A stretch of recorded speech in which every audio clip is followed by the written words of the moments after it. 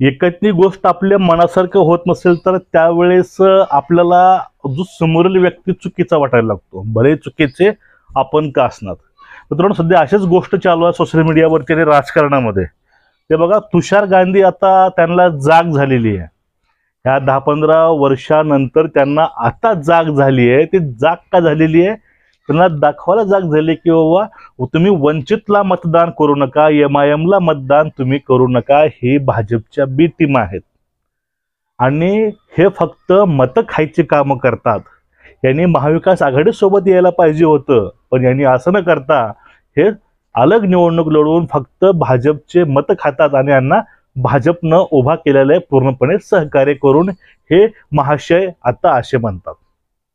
आता बघा, हे तुषार गांधींना फक्त माझा एकच प्रश्न आहे. तो प्रश्न काय, ज्या वेळेस सीट शेअरिंगची वाटाघाट्या चालू होत्या त्यावेळेस तुम्ही कुठे गेले होते?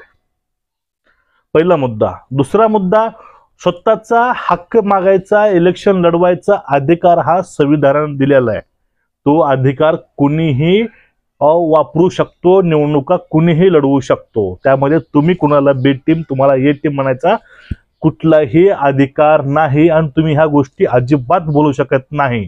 ते संविधानिक बाबीतून सुद्धा हे सिद्ध होते की आंबेडकरांना हक्क लढवायचा ते लढवत आहेत. त्यामुळे तुम्ही त्यांच्यावरती असे आरोप करणं हे पूर्णपणे चुकीचे आहेत. आता बघा, प्रथम तुम्ही हा व्हिडिओ बघून घ्या. गोष्ट हे सांगितलंय की जे भाजपची युती झाली आहे, तोडलेली शिवसेना आणि तोडलेली राष्ट्रवादी, म्हणजे ह्याचं खरं नाव गद्दारांची युती असं असायला पाहिजे. त्या गद्दारांची युतीला हरवायची आणि महाविकास आघाडी जे एक चांगला चॅलेंज ह्यांना हरवायची क्षमता ठेवते त्यांनाच वोट करायचा. म्हणजे तुम्ही स्पष्टपणे सांगताय MIM आणि वंचित बहुजन आघाडी प्रकाश आंबेडकरांना मतदान करू नका. अगदीच स्पष्टपणे हे सांगायलाच हवं. हे वंचित ही भाजपची बी टीम म्हणण्यामागचं कारण समजून घ्या. आता नेमकं इथं दोघांमध्ये कुठं फिसकटत आहे, नेमका आतला गेम कुठला आहे? तो गेम लोकांना, वंचितांना, बहुजनांना, मराठ्यांना हे ओळखून घ्यायला पाहिजे. हा नेमका मधला गेम काय आहे? गेम काय, वंचितांनी, गरीब मराठ्यांनी, बहुजनांनी फक्त यांना वोट करायचं आणि आपलं त्यामध्ये देणं घेणं काहीच नाही, बरं का? आपलं त्यामध्ये देणं घेणं काहीच नाही. मराठीमध्ये एक खेडेगावामध्ये म्हण असते, बायको रामाची पळवली रावणाने आणि शेपटी जाळली हनुमानाने. यामध्ये हनुमानाचा काही कुठला स्वार्थ नव्हता, विचाराने त्याने एवढं घेतलेलं आहे. पण असंच यामध्ये नेमकं प्रकार कुठला चालू आहे? वंचित असेल किंवा गरीब घटक असेल, त्यांचं फक्त काम वोट करणे आहे आणि यांचं फक्त घराणेशाही पोसायचं काम करायचं आणि ते कामं नाही केले त्याच्यावरती धब्बा. ह्या गोष्टी तुषार गांधी हे करत आहेत. आता यामध्ये बघून घ्या. आता बघा, ज्या वेळेस सीट शेअरिंग होती त्या सीट शेअरिंग मध्ये नेमकं मॅटर काय होतं, बहुजनांना किंवा वंचित पक्षांना नेमकं कशा प्रकारे बघायचं, जी जागा दाखवून द्यायचं काम हे महाविकास आघाडीने केलेले आहे. आणि बाळासाहेबांना सांगितलेलं आहे की आम्ही कुठल्याही अवस्थेमध्ये युतीसोबत जाणार नाही. म्हणजे मोदी विरोधी हे धोरण बाळासाहेबांचं आहे. फक्त घराणेशाही असेल, हुकुमशाही असेल, फक्त पोसायचे कामं चालू आहेत.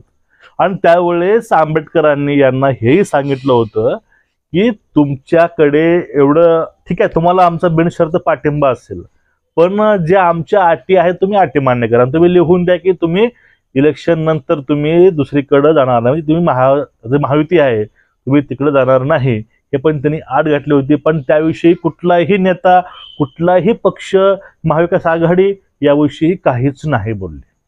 ते पूर्णपणे निशब्द, शांत, एकदम बिलकुल शांत होते. मग तुम्हाला ह्या गोष्टी म्हणायचा अधिकारच नाही बी टीम ए टीम, कारण तुम्ही स्वतःच ए टीम आणि बी टीम आहात. कसं काय समजून घ्या. पूर्णपणे काँग्रेस म्हणतो आम्ही विरोधक आहे, पण अर्ध काँग्रेस तर भाजपमध्ये आहे. मग बी टीम आणि ए टीम कुठली आहे? एक सिंपलसा कॉमन सेन्स आहे. हा सेन्स आता मतदाराला कळू लागलाय. आणि बघा, यावरती सर्व ह्या एकूण ह्या मॅटरवरती तुषार गांधीनं जे वकलं येऊन बाहेर त्यांच्या पोटात ते डाजायचं ते बाहेर त्यांनी वकलं, म्हणजे त्यांचं उघड असंच अजून म्हणणं होतं की वंचितानं फक्त यांची हमाली करायची, हांजी करायची, यांनी सत्तेमध्ये यायचं नाही, फक्त यांच्या चट्टया सतरंज्या उचलायचे कामं करायचे. पण याला पूर्णपणे पूर्णविराम हा नक्कीच भेटणार आहे. म्हणजे लक्षामध्ये आलं त्यावेळेस त्यांना वंचितची ताकद कळाली, त्यावेळेस यांना जाग आली, कारण पर्याय पुढे काहीच नाही, आता पर्याय शून्य आहे. त्यामुळे यांना जाग आली आणि ते म्हणतात तुम्ही बहुजनांना, वंचितला तुम्ही मतदान करू नका, वंचित ही भाजपची बी टीम आहे. आता या विषयावरती वंचितचे प्रवक्ते जे आहेत सिद्धार्थ बोगळे यांनी काय बोलले तुम्ही बघून घ्या. तुषार गांधी यांनी अतिशय महत्त्वाचा आणि मोठा आरोप केलेला आहे. वंचित ही भाजपची बी टीम आहे असं त्यांनी म्हटलंय. शोषित वंचितांचं राजकारण उभा राहू नये यासाठी प्रस्थापित पक्ष आणि त्या पक्षांचं राजकारण उभा करणारे त्यांचे जे काही सहयोगी घटक असतात हे सातत्याने प्रयत्न करत राहिलेले आहेत. हा भारताचा इतिहास आहे. डॉक्टर बाबासाहेब आंबेडकरांना सुद्धा याच पद्धतीने विरोध झाला, त्यांच्या राजकारणाला विरोध झाला आणि त्यांना सुद्धा इंग्रजांचे हस्तक ठरवण्याचं काम या ठिकाणी इतिहासामध्ये झाल्याचं आपल्याला दिसून येतं. तीच पद्धत आणि तोच सगळा नरेटिव्ह आता बाळासाहेब आंबेडकरांच्या राजकारणाच्या बाबतीत वापरला जात आहे. ज्या शोषित वंचितांना राजकारणाच्या रिंगणात येऊ दिला जात नाही, त्यांच्या पालापर्यंत लोकशाही जाऊ दिली जात नाही, त्यांचा लढा बाळासाहेब लढतायत. हे इथल्या प्रस्थापितांच्या पोटात दुखतंय. यांची घराणेशाही जपली जात नाही. मात्र प्रस्थापितांना धक्का देऊन जर का विस्थापित राजकारणात येत असतील तर ते यांना नकोय म्हणून बदनाम करण्याचे सगळ्या प्रकारचे प्रयत्न हे लोक करतायत. तुषार गांधींना माझा सवाल आहे, भाजपमध्ये गेलेले आणि भाजपमधून परत काँग्रेसमध्ये आलेले, परत काँग्रेसमधून भाजपमध्ये गेलेले हे जे पलटूराम आहेत, हे उड्या मारणारे घराणेशाहीचे आणि भ्रष्टाचाराचे हस्तक आहेत, यांच्या बाबतीत तुषार गांधींचं काय म्हणणं आहे? तुषार गांधी खात्री देऊ शकतात का उद्या या 3 पक्षापैकी कुणीही भाजपमध्ये जाणार नाही म्हणून? या बाबतीतली खात्री तुषार गांधींना आहे का? त्या बाबतीतली शाश्वती ते जनतेला देऊ शकतात का? आम्हाला बी टीम म्हणणं सोपं आहे, मात्र यांच्याकडचे नेते कधी तिकडे जातील हे सांगता येत नाही. ज्या काँग्रेसच्या बाजूने तुषार गांधी सतत बोलत असतात त्या काँग्रेसचा प्रवक्ता काल परवा शिंदे सेनेमध्ये गेलेला आहे. त्याच्या बाबतीत तुषार गांधींचं काय म्हणणं आहे? 3 टर्म महाराष्ट्राचा मुख्यमंत्री राहिलेले अशोक चव्हाण भाजपमध्ये गेलेले आहेत. भाजपमध्ये आयुष्य घातलेले एकनाथ खडसे राष्ट्रवादीत येतात आणि ऐन निवडणुकीच्या तोंडावर तिकीट डिक्लेअर झाल्यावर भाजपमध्ये जातात. याच्या बाबतीत कधी बोलणार आहेत तुषार गांधी? नक्कीच तुषार, तुम्ही बघितलं असेल. म्हणजे यातून फक्त एवढी गोष्ट कळते, वंचितांचे, गरीब मराठ्यांचं किंवा जो समाज वंचित आहे, आपण त्याला वंचित म्हणतो, यांचं राजकारण उभाच राहू नये, यांनी घराबाहेर पडूच नये. फक्त जे काय सत्ता आम्हीच करायची, काही मोजके घराणे असतील. बघा तुम्ही, तुमचा जिल्हा कुठला आहे आणि तुमच्या जिल्ह्यामधील घराणेशाही कोणती आहे तुम्ही खाली कमेंट करून नक्की सांगा. फक्त यांनी फक्त आपल्या सतरंज्या उचलल्या पाहिजे आणि ते आपल्या फक्त पाठीमागे झेंडे घेऊन आले पाहिजे, पण त्यांनी इलेक्शन अडवायला नको आहे, ही मानसिकता ह्या पक्षामध्ये आहे. पण आपल्याला यातूनच थांबता येत नाही. बघा समजून घ्या, पाठीमागं ज्यावेळेस बाबासाहेब आंबेडकर होते त्यावेळेस पण अवस्था हीच होती. बाळासाहेबांना त्यावेळेच्या सुद्धा पॉलिटिकल ज्या पार्ट्या होत्या त्यामध्ये काँग्रेस पण होती, त्याने सुद्धा बाबासाहेबांना साथ दिली नाही. त्यामुळं बाबासाहेबांना सुद्धा त्यावेळेस संघर्ष करावा लागला होता आणि त्यांनी स्वतंत्र आपला पक्ष स्थापन करून त्यांनी लढा दिला आणि त्यांनी निवडणुका लढवल्या. सर्वांचा विरोध असताना ही घराणेशाही तेव्हापासूनची आहे.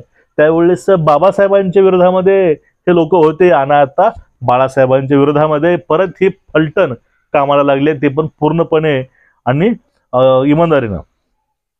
आता घराणेशाहीचा मुद्दा ज्यावेळेस येतो, घराणेशाही मोडीस काढायचं काम करायचे आहेत वंचितला. म्हणजे कुठेही जाऊ द्या, सत्ता आपलीच असली पाहिजे. आता काँग्रेसचे मुख्यमंत्री अशोक चव्हाण, वडील मुख्यमंत्री, ते मुख्यमंत्री होते. एवढी सत्ता भोगून ज्याला काँग्रेसनं मोठं केलं, पण तोही व्यक्ती जाऊन भाजपला मिळतो. मग तुम्ही कुठल्या भरोशावर तुम्ही बोलताय असं की वंचित ही बी टीम आहे? अर्ध शिवसेना हे भाजपमध्ये आहे, अर्धी राष्ट्रवादी भाजपमध्ये आहे, काँग्रेस अर्थ भाजपमध्ये गेलेला आहे. मग तुम्ही कुठल्या तोंडानं बोलताय असं की वंचित ही भाजपची बी टीम आहे? काही लोक बघा, यांचं तळ्यात मळ्यात काम चालू असतं. भाजपातले इकडले भाजपामध्ये हेच चालतं. पण आपल्या हक्कासाठी स्वाभिमानाने एखादा पक्ष उभा राहतो, आपले हक्क मागतो, हे चालत नाही. हे कुठंतरी थांबायला पाहिजे. जे तुषार गांधी जे बोलतात, जे वक्तव्य आहेत, त्यांनी आता येऊन फायदा नाही. त्यांनी पूर्वी यायला पाहिजे होतं, ज्यावेळेस जागेच्या वाटाघाटी चालू होत्या त्यावेळेस तर सन्मानपूर्वक जागा वंचितला मिळाल्या असत्या तर 100% नाही 101% बाळासाहेब आंबेडकर यांच्या सोबत हे असलेच असते. आणि आता सुद्धा बाळासाहेबांनी काही जागेवरती राष्ट्रवादीला पाठिंबा दिलेला आहे, काँग्रेसला पाठिंबा दिलेला आहे. भलेही त्यानं यांच्या पाठीमागं सुराग खुपसला अकोल्यामधून, पण यांनी बाळासाहेबांनी काहीतरी गोष्टी समजून घेऊन त्यांनी पाठिंबा दिलाय. पण त्यावरती असेच पलटराम करणं, हे आलटू पलटूराम जे आहेत, ज्या गोष्टी बोलतात बी टीमच्या, सी टीमच्या, ए टीमच्या, यांनी प्रथमतः शोधून बघावं की नेमकी बी टीम कुठं आहे. जर यांचं तर ध्येय फक्त एक असलं असतं की आपल्याला भाजपला हरवायचंय, आपल्याला भाजपला यावेळेस येऊ द्यायचं नाही, 400 पार असो किंवा त्यांना आपल्याला येऊ द्यायचं नाही. पण त्यावेळेस यांचं कर्तव्य असं होतं की लहान लहान पक्षांची मूठ बांधून महाराष्ट्राचे किंवा राजकीय समीकरण काय याचा अभ्यास करून यांनी निर्णय घ्यायला पाहिजे होता. पण यांचा निर्णय यांच्यामध्येच नाही. तुम्ही बघून घ्या, सांगलीचं मॅटर, सांगलीची जागा शिवसेनेनं जाहीर केली पण त्याविषयी वाद चालू होते काँग्रेसचे. हे अशाच गोष्टी आहेत, यांच्यामध्ये एकी नाही आणि दुसऱ्यावरती ताशेरे उडवायची कामं करतात. हे पूर्णपणे चुकीचं आहे. कारण निवडणूक लढवायचा अधिकार हा प्रत्येकानं आहे, घराणेशाहीला बी आहे आणि गरीब वंचितला पण आहे, बहुजनांना पण आहे, गरीब मराठ्यांना पण तो अधिकार हा संविधानाने दिलेला आहे. तो अधिकार कुणीही हिरावून घेऊ शकत नाही. आणि हा आरक्षणाचा जो अधिकार आहे निवडणुकीचा, तो आम्ही अधिकार आमचा मागतो. म्हणजे आम्ही चुकीचे आहेत, आम्ही बी टीम आहेत आणि तुम्ही आतापर्यंत नुसतं तळ्यात मळ्यात करतात. तुमचं हे बरोबर आहे, तुम्ही ए टीम नाही, तुम्ही हे जातीवंत, तुम्ही एकनिष्ठ तुम्ही कार्यकर्ते, तुम्ही नेते आहात. हे तुम्ही दाखवायचा, तुम्ही आव आणायचा प्रयत्न करताय, हा पूर्णपणे चुकीचा आहे. हे जनतेला कळते आणि जनता हे तुम्हाला नक्कीच दाखवून देईल ह्या इलेक्शनमध्ये. तुमचं एकूणच मत काय आहे तेही कमेंट करून सांगा.